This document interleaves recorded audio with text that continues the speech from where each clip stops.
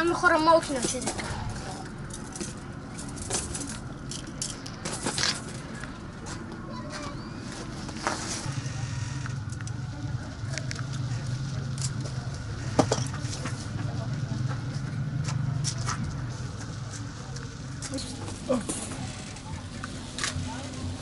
دادی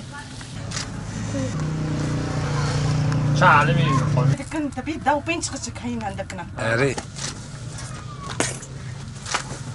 نوی میم رایی بشه امریم داد سالیه هم خورم ما کنم چیزی کن تشتی متنه اردوغان ولی مگه خار کن لبکه ما غير من عردنمون انا قلت لهم موكل تشيكن بس بنسمه وتيلا راسي تشور على ابو تشيكن ددم خشكي مخاي معني كيف كان الرغون تشتي مقاوك خاروكر مكتبي عم تشيل مكتب تنا خاروكر الخرف اي تشيكن بس سواك موكل تشيكن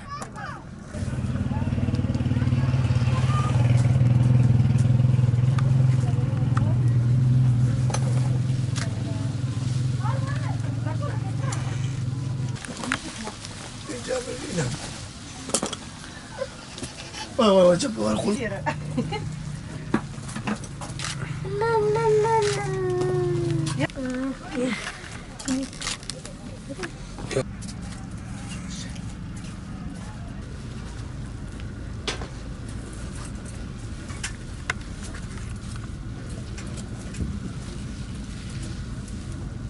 امروز مرا چه دیگه ممکنه دارو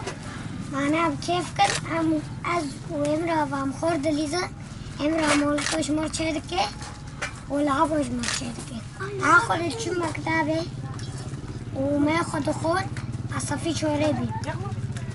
و اردوغان جی خودن عن الدندواره اما اردوغان نخوزن